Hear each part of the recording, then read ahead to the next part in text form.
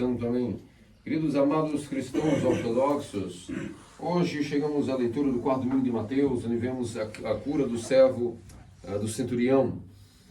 E vimos pela própria palavra do Evangelho, que nosso Senhor Deus Salvador Jesus Cristo admirou-se diante daquilo que era a fé do centurião. Que nós escutemos que um ser humano se maravilha diante de alguma coisa, isso não é coisa rara de se ver. Afinal de contas, nós não sabemos nada e não conhecemos tudo. Então, o que acontece é que, não sabendo nada e não conhecendo tudo, não é difícil que um ser humano se maravilhe com algo, que diga que se admirou de algo, porque nós somos meras criaturas. Agora, dizer que Deus, o Todo-Poderoso, Onisciente, o Criador do céu e da terra, o princípio de todas as coisas que se movem e existem, onde tudo nele subsiste, dizer que ele se admirou de alguma coisa é algo que devemos aqui nos atentar, porque é que o evangelista escreveu que Deus maravilhoso. Isso significa que,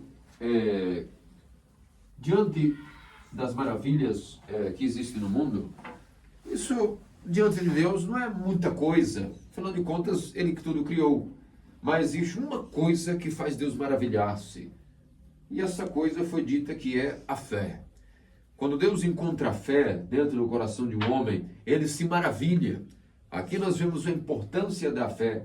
Como a fé é capaz de fazer até mesmo Deus, o Criador, maravilhar-se, admirar-se, como se fosse para ele algo de estar surpreso, como se fosse algo inédito, algo que o faz, como diz o Evangelho, admirar-se.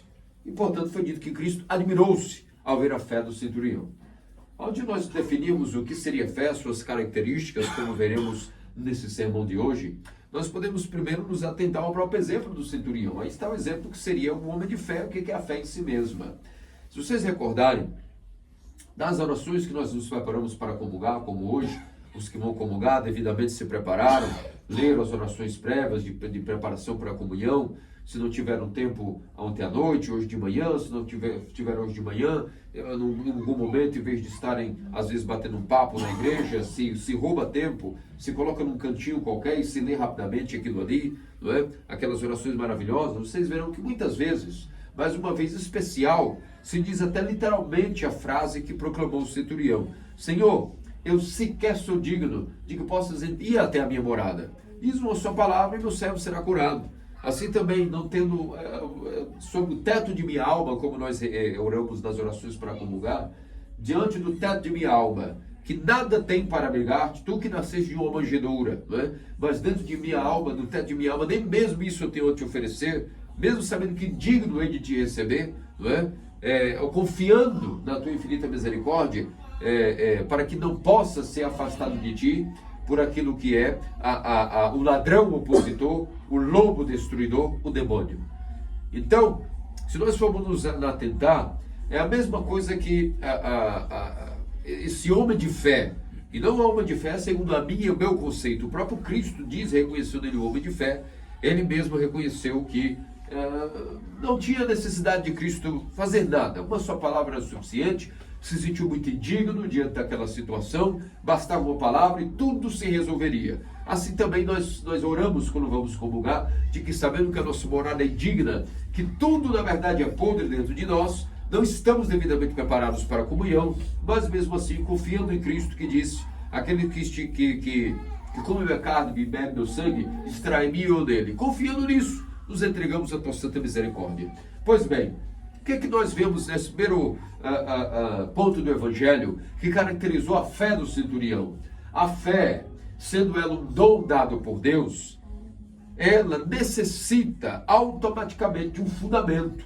Uma vez que um ser humano olha e se diz, eu recebi a fé, agora eu descobri que Cristo só está na ortodoxia, só existe o Cristo ortodoxo, não existe Cristo fora da ortodoxia, o que é que eu vou fazer? O que é que eu vou fazer uma vez que cheguei aqui? A primeira coisa é o fundamento da fé. E qual é que é o fundamento da fé? É a humildade. Nós vimos que o centurião, ainda que era um pagão não versado nas Escrituras, tinha um senso de consciência muito aguçado, um senso comum muito bem afinado, ao ponto de olhar diante de si e ver diante daquele profeta, aquele milagreiro que estava andando por toda a Terra Santa, a sua fama havia se espalhado, a sua magnitude estava sendo falada em todos os bares, nos prostíbulos, nas sinagogas, na casa dos cobradores de impostos. Zaqueu já havia cedido e se convertido, tudo jazia como se fosse um alvoroço, um tumulto, um trovão estava andando sobre toda a Terra Santa, sobre todo o Israel. E então ele reconhecendo que ali estava alguém maior do que ele. Isso é humildade, o fundamento da fé. A primeira coisa é reconhecer que há alguém maior do que nós. Nós não nos colocarmos como pessoas que estão proeminentes no mundo, exclusivas, mas a primeira coisa é isso, reconhecer. Por isso que a oração é muito poderosa, quando nós entendemos o que é que nós estamos fazendo. Só ao proclamar Senhor, e depois que a doxologia, o primeiro movimento doético é a parte da doxologia, ou seja, nós erguemos o Espírito e proclamamos Senhor. Existe outra oração além dessa? Não existe. Só isso é orar. Reconhecer que nós estamos diante de um Criador. Por isso clamamos Senhor. E depois tem a parte da petição, onde nossa alma se curva diante de Deus, através de uma prostração, de uma metanoia, de um proclamo, e diz, tem piedade. Precisa de mais alguma coisa? Tudo aqui está resumido, não há que falar demais. Senhor. E ele sabe que estamos reconhecendo ele. Não é o Senhor Arão, não é o Senhor Joaquim, não é o Senhor Leonide, é o Senhor Deus Sabaoth. E por isso o centurião, ainda que não tinha o conhecimento da verdade, reconheceu que alguém estava ali muito maior do que ele. Uma autoridade perante a divindade, seja qual ela fosse, porque fazia milagres, movia montanhas, curava leprosos, dava vista aos cegos, ressuscitava os mortos, é alguém maior do que ele. Então vemos que o fundamento da fé, uma vez que nos foi dado, não importa como, isso é entre Deus e o coração do homem, individualmente falando. Uma vez que você recebeu a fé, não vai se preocupar se outros têm ou não fé. Isso não é um tema para um ser humano lidar. É uma alma e Deus, não existe nada mais do que uma alma e o seu próprio Deus. A primeira coisa que nós vamos nos preocupar, caso recebemos o dom da revelação do próprio Deus, faz a si mesmo aos homens, de geração em geração, através de seus padres, de seus santos em cada geração, ou seja, a fé ortodoxa, a fé do alfa e do ômega, a mesma de ontem, hoje, sempre. Se nós recebemos isso, vamos ficar debatendo muito como a fé veio ou não veio, como ela... Pelo contrário, a pergunta é, o que é que eu faço para que ela não vá embora de mim? A primeira coisa é o fundamento da fé, a chamada humildade, que é reconhecer a si mesmo como um inseto, uma criatura e não alguém altivo.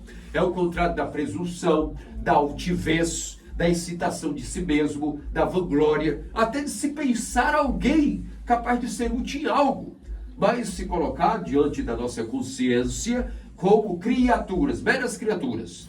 Sem essa visão da humildade, nós temos uma visão muito opaca daquilo que é o mundo, daquilo que somos nós mesmos. É por isso que logo depois da humildade, que é o contrário da presunção, da confiança em si mesmo, reconhecendo que é um Criador, e que nós mesmos nada sabemos, não somos nada, tudo gira devido à força do Criador, mas não apenas em teoria, em questões mentais, na prática de fato, reconhecendo que existe um próximo a servir e o Senhor também a ser servido. Após esse fundamento da fé, a humildade, nós temos que rapidamente entender como é que nós, em vez de ficarmos falando sobre humildade, que é algo muito bonito, como é que a gente mantém a humildade? Porque a humildade é uma virtude muito bela, mas ela pode vir e pode ir embora. Assim como ela está, ela pode sumir. Assim como também a fé está e ela pode sumir. Então qual é a maneira de eu manter bem o meu fundamento da fé? Onde a minha fé, a coluna da fé está fincada numa boa base, num bom radier indestrutível, que é a humildade. Como é que eu faço para manter isso? Irrigar, adubar, para que isso possa se manter cada vez mais solidificado, como de fato é um fundamento. Aí nós vamos para outro patamar, que é a obediência.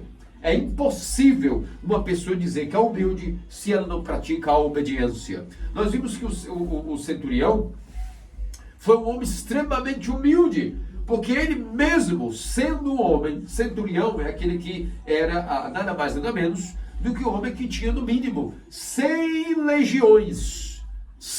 legiões para comandar. Uma legião, nós calculamos hoje, que é em média 6.000 a 7.000 homens e soldados. Imagina quantos ele tinha sob a própria tutela.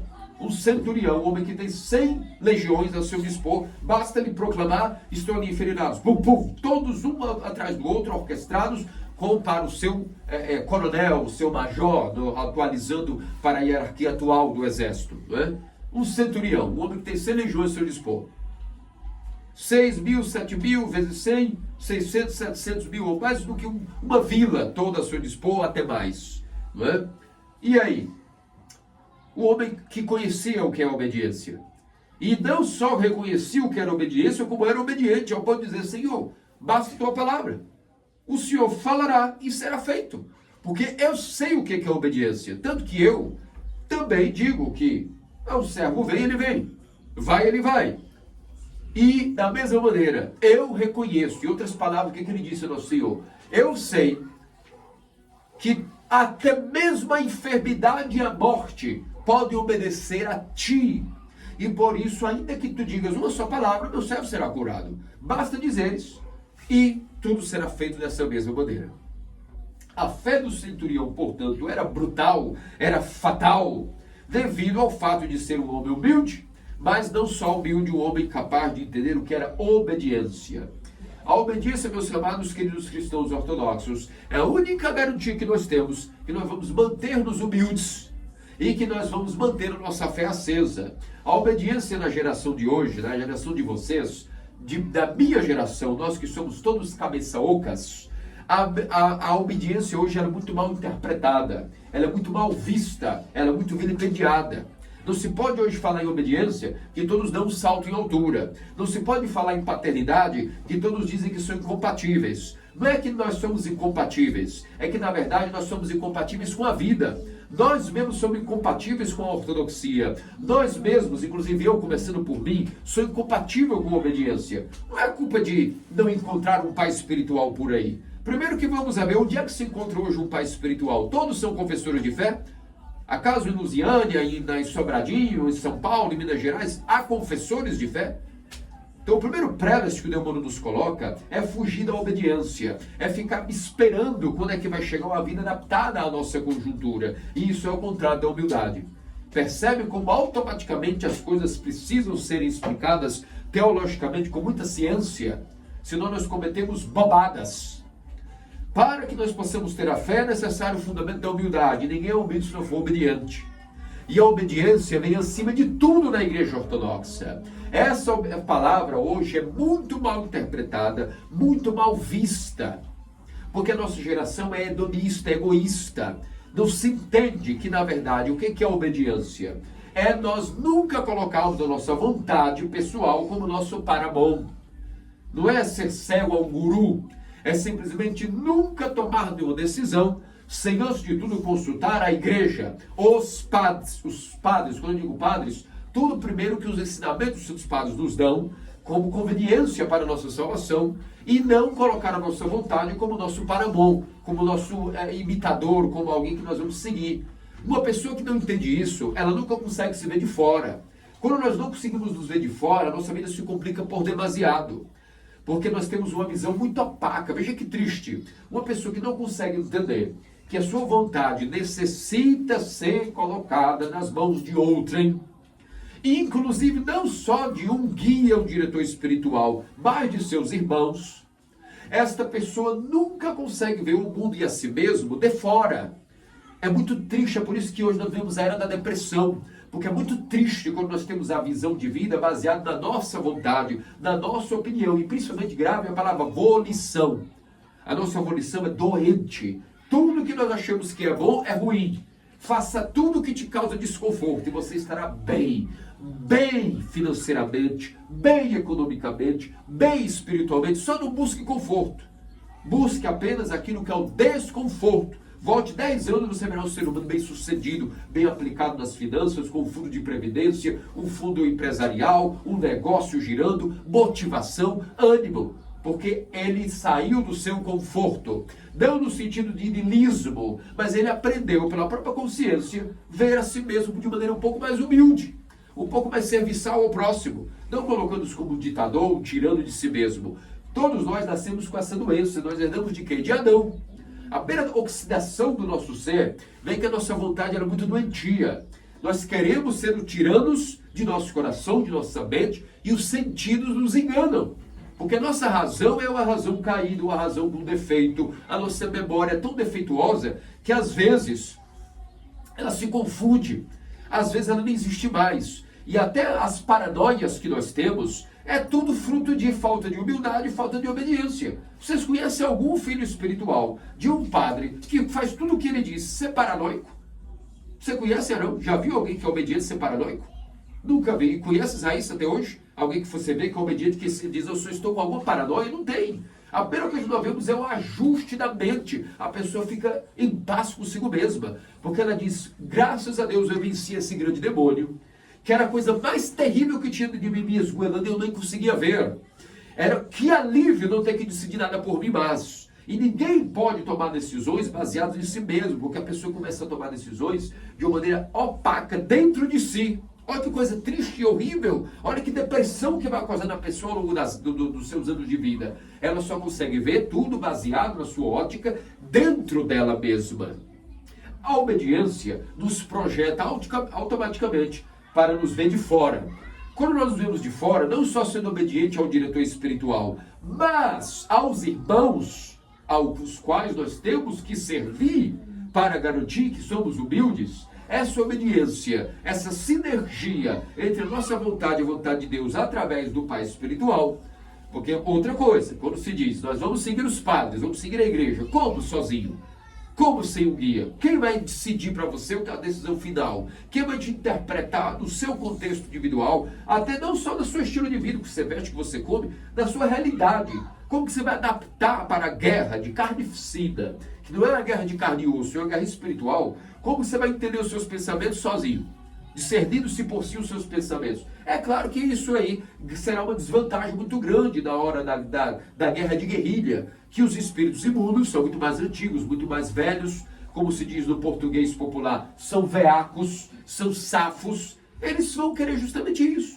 Então, quando a pessoa diz assim, sou incompatível, não encontro meu pai espiritual, blá, blá, blá, blá, blá, blá, blá, se você tem que entender é o seguinte, só há um interessado nessa dialética, o demônio. É só ele que ri, debocha, deita, rola, quando as pessoas resistem à paternidade. A nossa geração é assim, se malinterpreta, se malentende e se não pratica a obediência porque não se tem fé. Se tivéssemos fé, seríamos humildes. Se fôssemos humildes, é porque somos obedientes. E obediência se dá através de nós nunca colocarmos a nossa opinião na frente da opinião da igreja, dos padres, dos profetas, da escritura, dos mandamentos eclesiásticos, dos cânones da igreja, do estilo de vida que individualmente cada um de nós vai descobrindo, caso pela obediência sejamos projetados para nos vermos de fora, servindo a igreja através do seu guia e através dos seus irmãos também. Não adianta ser obediente ao pai espiritual e ser orgulhoso, ferreiro, mau caráter, ou frio, ou individualista, ou fechado em si mesmo na convivência com o servo de Deus, que são a igreja ortodoxa, os irmãos, e não só eles. Todos os outros demais seres humanos, na medida do possível, devemos nos colocar em serviço deles. Nisso, nós aprenderemos como se fosse a maior escola filosófica que pode existir, é a obediência. A nossa vontade é diminuta, a nossa vontade deixa de ser o nosso paramão, colocamos para o guia ser a nossa luz, com isso uma leveza nos dá. Porque até o que nós não entendemos às vezes e rangimos os dentes, eu não entendo, eu bato o pé, eu não quero fazer, eu não entendo, sim, é isso mesmo. Não querer fazer e fazer é o que faz de alguém obediente, não é? Imagina se toda obediência fosse baseada no que nos dá prazer, no que nos está conformado na nossa vida. Então muitos quando dizem assim, eu não encontrei um pai espiritual compatível. O que a pessoa, em outras palavras, o demônio já convenceu? Eu quero um guia que vai me dar bênçãos na prática, é um programa, é um vírus. Eu quero um guia que vai no fundo me dar bênçãos para minhas loucuras. Eu já projetei isso antecipadamente. Quando eu vejo alguém que eu não sou compatível, esse alguém vai me colocar nos eixos, vai me fazer ser ao contrário do que eu sou. E, portanto, por exemplo, se uma pessoa chama Fernanda Elizabeth, a Fernanda dirá, eu não vou morrer nem a pau. Na hora que você botar uma almofada para me asfixiar, eu vou me debater até o final, até o último fôlego. Claro, quem é que quer morrer? Nenhum de nós quer morrer. Mas aí a Elizabeth torna-se mais forte e diz, não, eu vou me unir junto com a igreja, junto com o meu pai espiritual, e nós dois juntos vamos assassinar a Fernanda, que agora é 2 contra 1, e contra 2 contra 1 você não pode, ó Satanás. Ou ao menos colocar as coisas equiparadas. Vai Fernanda com Lúcifer e vai o padre com a Elizabeth. Isso pode se valer para mim, Joaquim Cesário, para Arão de Jesus, para João Gabriel Lucas, para Raíssa Ohana, todos nós. Estou utilizando a pedagogia da América Latina, que nós temos nomes compostos, né? Mas é isso. Pode ser para o nosso Brato Leônia. O Jamil não quer morrer, mas o Leonide quer vencer. O Jamil é muito forte e o Leonide está fraco, mas ele busca ajuda da igreja, ele busca ajuda com os padres, ele busca ajuda final com os santos vivificantes mistérios. Aí ninguém pode. Só que para receber os mistérios há a confissão. A confissão, e antes da confissão, não é só absorção de pecadinhos, como nós vimos aqui brevemente, que é rápido. Isso não é direcionamento espiritual. É vir confessar os pecados, nós temos o direito de comungar, porque nós limpamos nosso coração de pecados, de impurezas. Porém, para que essa impureza não volte, aí nós temos todo um trabalho anual, mensal, diário, milenar, que nunca acaba, que chama-se a obediência ao nosso Pai espiritual. O que ele diz está dito. Ponto final. Não questionei. Mas, como sou humano, minha vontade vai questionar. Claro que sim. Muitas coisas eu não vou entender, eu não vou querer, eu vou ranger os dentes, mas eu vou fazer, eu vou me esforçar para fazer. E aí maravilhas secretas começam a deslumbrar e enfervecer o ser. Ele conhece outra vida, ele diz, nossa, quanto tempo eu perdi. Como foi difícil até aqui, eu era escravo de mim mesmo. Eu era um escravo de minhas paixões. E agora eu percebo que tudo foi difícil, foi sufocante. Eu me debati, mas tudo passou. Essa esclerose, essa neurose passou. E vem depois de toda tempestade, vem a calmaria. Depois de toda a tribulação, vem paz. E é isso que o demônio trabalha na mente de todos nós hoje, no nosso século, especialmente hoje. Imagina quem quer saber de obediência.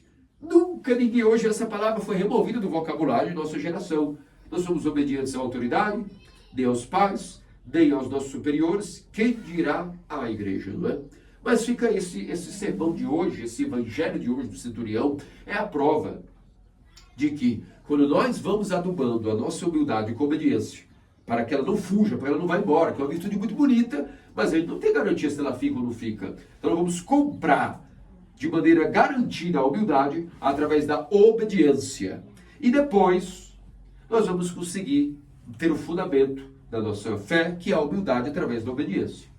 Só que tudo isso vai gerar em nós, como é que eu sei se eu estou avançando ou não na obediência sincera ao meu Pai espiritual? Porque às vezes ele vai dizer uma coisa, a gente entendeu, passando por esse processo psíquico, não é? Que é uma coisa meramente psíquica, não tem nada de avanço espiritual. É só uma questão um pouco de orgulho e entender de que sim, às vezes a gente quer procurar um guia que a gente sabe que será para nós alguém que nós vamos conseguir sempre dar um passo na frente. Ou se não é isso, o demônio também nos coloca essa demagogia de que alguém tudo será muito fácil. Eu encontro um santo, o elder, o status, que é muito fácil para mim só estar diante dele, ele me diz o que eu tenho que fazer, devido à sua fama de santidade, o seu odor, eu faço tudo porque agora está ratificado. Eu sei que essa pessoa é santa, essa pessoa, ao que falou, a água parou. Isso chama-se prelas, queridos amados cristãos ortodoxos.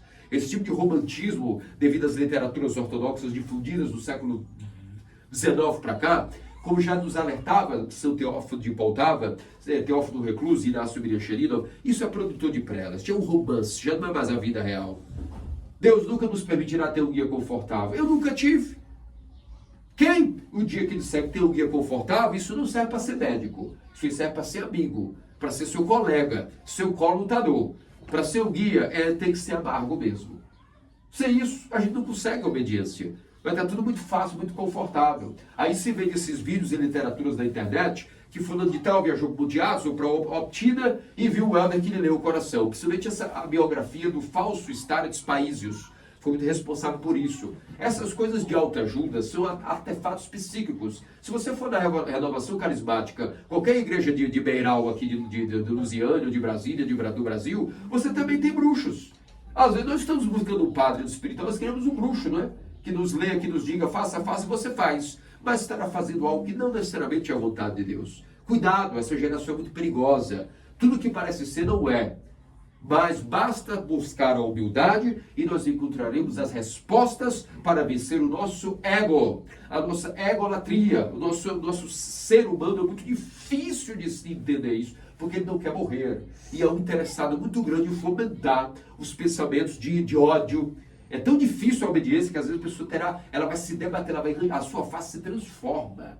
Quando uma pessoa, pode chegar agora para orar, não, tem um problema tal, a única maneira de você conseguir vencer essa questão, meu querido amigo, meu querido filho espiritual, é você tomar uma decisão radical em relação ao teu tema. A pessoa se transformará, suas pupilas dilatarão, seus olhos se esbugalharão, a pessoa vai se salvar porque ela não quer morrer. O demônio já programou a pessoa para isso. Todos nós, isso eu passo por isso também. Todo mundo vai passar por isso. Mas, na beleza desta guerra entre Hades e paraíso, dentro do coração de cada um, quando nós permitimos que Deus vença e seja cá, paz. Porque os demônios são muito covardes. Então, rapidamente, paz, vem a alma que é humilde.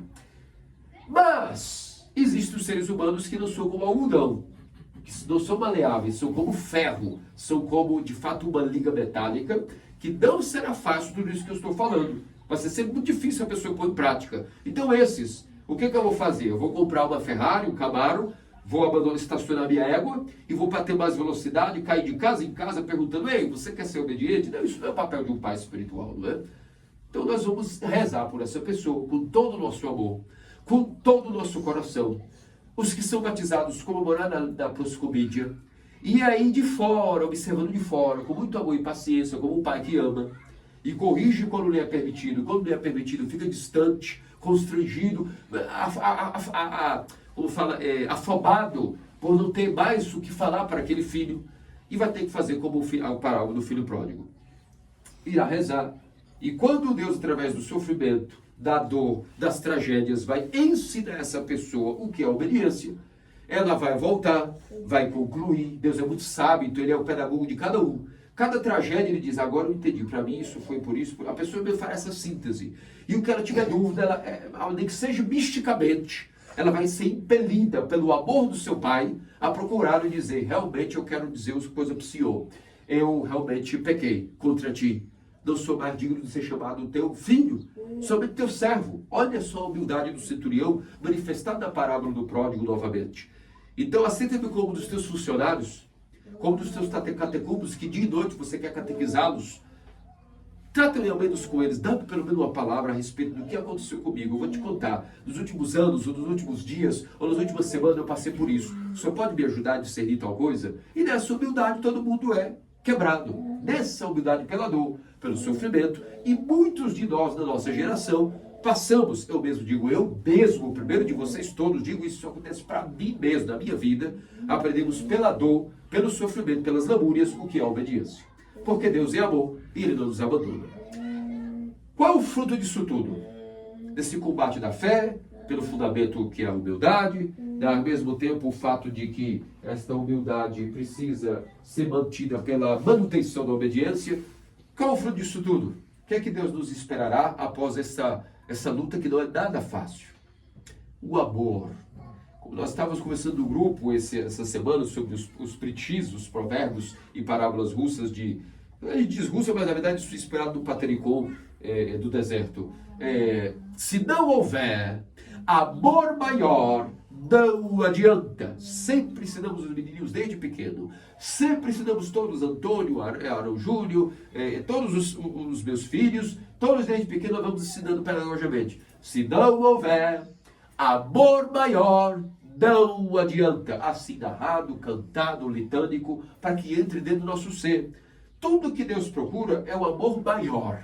O que é o amor maior? É o amor místico, o amor divino, a própria ação do Pai, do Filho, através do Espírito, o amor verdadeiro. Isso pode vir ser obediência, ser os mandamentos. Ora, nós sabemos que a única maneira de encontrar o amor é através da obediência aos mandamentos. E a tudo que eu já falei, não vou repetir aqui, que significa a paternidade, a obediência, a filiação, a vida como sendo um dado, um inseto, uma criatura.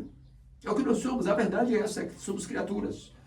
E nisso, nos mandamentos de São Máximo Confessor, reside e mora Cristo misticamente. É desses mandamentos que, ao praticá-los, toda essa obediência, nossa regra de oração, como conversava com o Arão hoje e tudo mais, a gente, quando não dá conta de fazer nossa regra total, a gente curta ela, a gente adapta. Pode ser que seja uma só prostração, mas que seja fiel. Essa pequena obediência, sendo fiel nas pequenas coisas, Deus nos fará grandes, fiéis também nas grandes. Agora, se nós não somos obedientes nem no que a gente pode fazer, imagina quão difícil, quantas trevas, como diz o Senhor, haverá choro e ranger de dentes, das chamadas trevas exteriores. Significa trevas exteriores, que será o inferno. Hoje, uma pessoa que vive na desobediência, ela não percebe, mas ela vive nas trevas interiores. O seu olho está doente, recordo do domingo passado, logo todo o seu ser é trevas, trevas interiores. E caso ela hoje vá para o seu chamado final, a sua ceifa, ela vai parar no Hades. O Hades, relativamente falando, nós ainda podemos chamar trevas interiores. É o estado que você está temporário, que pode mudar ou não. Mas chegará o momento onde, infelizmente, aqueles que foram lançados da Geena serão lançados das chamadas trevas exteriores. Porque agora já não interessa o seu estado. Todo o seu ser ao redor está na ausência da luz, o que é trevas. Na verdade, quando nós até dizemos ausência de luz, é que a luz dessa pessoa não ilumina, ela queima. Porque, na verdade, é incompatibilidade com aquilo que é a graça de Deus. Aí nós vamos lembrar da palavra que nós sempre proferimos no nosso intelecto. Eu era incompatível com a obediência. Sim, todos nós, inclusive eu, somos incompatíveis com a igreja. Nós não temos cultura na nossa geração, nem inteligência para sermos ortodoxos. Pergunte ao Beato Leonide, com as pessoas que ele conviveu, que educaram ele, quão diferentes são de mim e de todos. Nós temos aqui realmente temos que estar muito humildes. Nós somos nem a sola do sapato das pessoas que há 60 anos habitavam os templos ortodoxos. Pergunte a ele depois, guarde nas memórias as narrações, como as pessoas comiam, vestiam, trabalhavam. Não tem nada a ver conosco, somos vermes. Mas São Serafim já nos alertou que nós deveríamos fazer isso como sinal de obediência. Considere-se um dada, sola de sapato, da pé de mendigo. Aí você vai entender o que é obediência. Quando nós entendemos isso, aí vem a humildade, vem o conforto, e tudo isso tem como fruto final o amor. O amor não tem como ser encontrado em uma pessoa que não passa pela obediência, pela humildade e pela fé. Até porque, como é que vai ter amor se não teve a primeira fé? Esse é o amor mudando, né? As pessoas do mundo hoje, a frase mais utilizada é Deus é amor. Eu tenho amor, a igualdade disso, igualdade daquilo, não é? Fraternidade, todo mundo é igual, todo mundo tem seus direitos, todo mundo é politicamente correto, tudo é flores. Mas esse amor que o mundo prega não é o amor que eu prego. Não é o amor que eu quero para a minha vida, nem para minha esposa, nem para os meus filhos. Esse amor não é o amor baseado na fé, nem na humildade e na obediência. Não é o amor maior.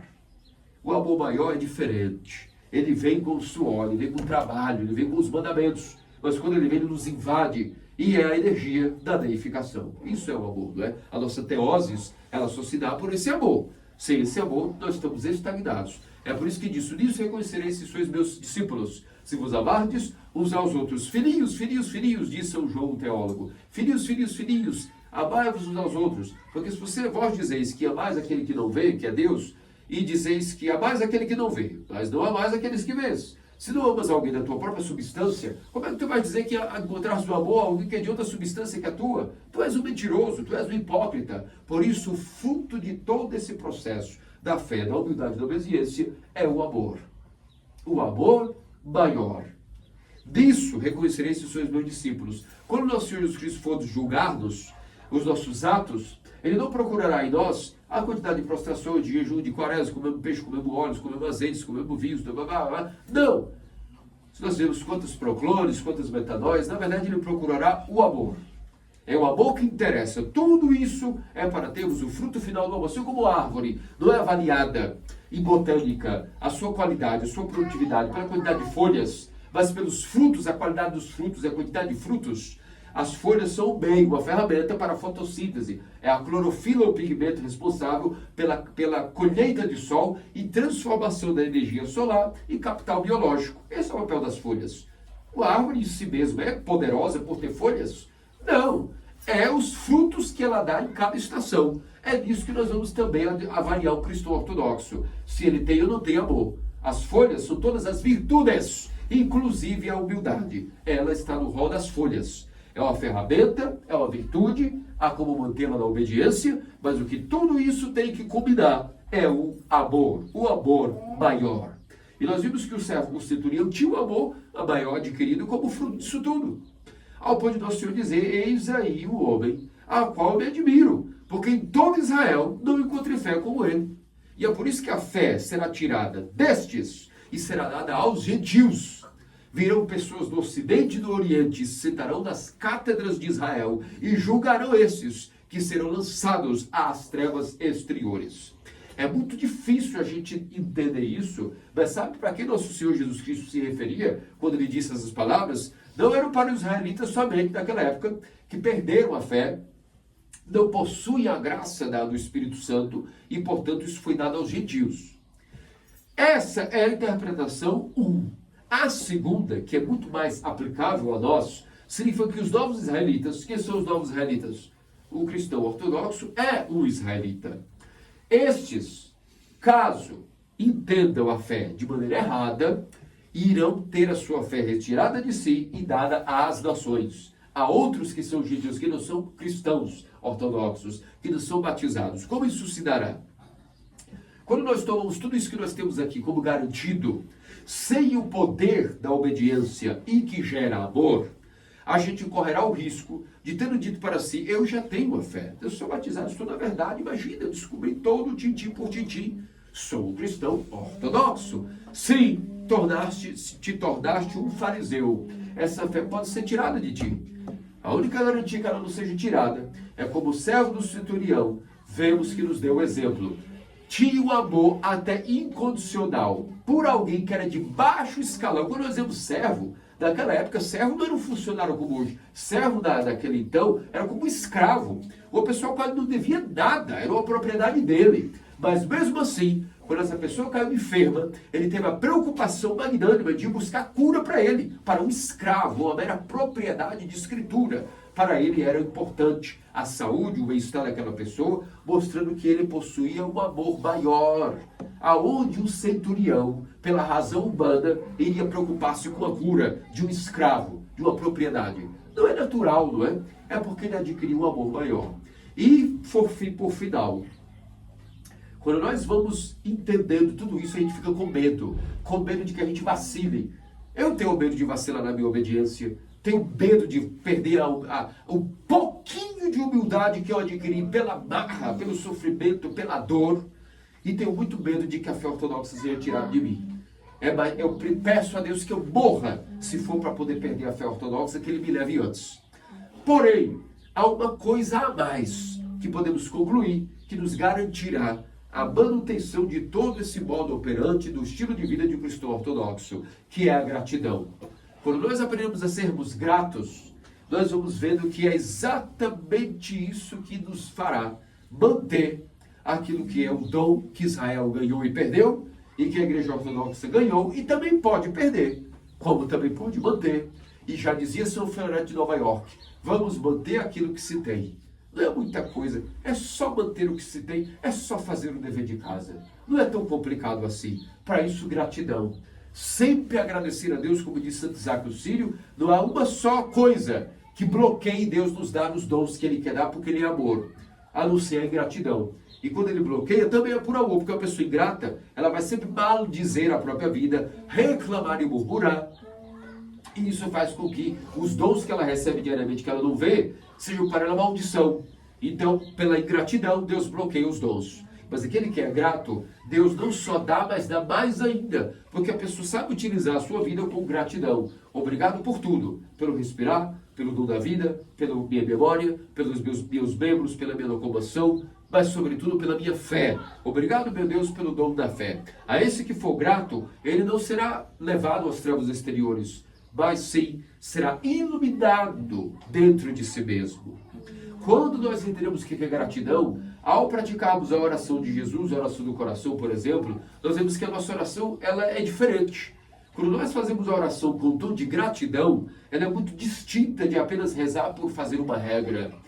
Oração, em uma só palavra, se resume a isso, a gratidão. Dizer, Senhor, tem piedade. Em outras palavras, muito obrigado, porque Tu és o meu Criador, eu sou uma mera criatura, sou apenas o Teu servo, não sou digno Tu és em minha morada, por isso eu só peço piedade, ajuda-me, tem misericórdia de mim. É a oração da salmodia, é a oração de Davi, é a oração dos profetas, é a oração de Elohim Manassés, é a oração dos 3 jovens da fornalha. Senhor, é que tu não vieste para salvar Abraão, Isaac e Jacó, vieste para nós os pecadores. Por isso tem misericórdia do teu povo de Israel, que realmente te traiu em tudo. Fabricamos ídolos, adoramos falsos deuses, não cumprimos os mandamentos, mas tem misericórdia de nós pela fé, por causa das orações de Abraão, teu servo, Isaac, teu santo, e Israel. Ou seja, Abraão, Isaac e Israel, no caso de Jacó. Por isso, meus amados cristãos ortodoxos, vamos meditar bem nessas coisas que esse evangelho, quanta coisa, como a laranja espremida, que tiramos o néctar, o seu suco, assim também diz dos sermões bem entendidos, dos evangelhos bem lidos, quantos ensinamentos para nós vamos aprendendo ao longo do ano. Quão rica é a nossa igreja, que abre um leque de ensinamentos a cada domingo para o nosso bem-querer, para o nosso bem-estar, para a nossa salvaguarda diante desse mundo louco, esse mundo cheio de loucura, de maluquices, esse mundo imperativo para a altivez, para a presunção, para o egoísmo, para a vontade própria, tudo o contrário do que é o estilo de vida do cristianismo ortodoxo. Que Deus, nosso Senhor Jesus Cristo, faça-nos dignos pelas orações do Príncipe de Deus, Teotocos, Virgem Maria e todos os santos. Amém. Digamos todos com toda a nossa alma e com toda a nossa mente, digamos, todos Piedade, certa piedade.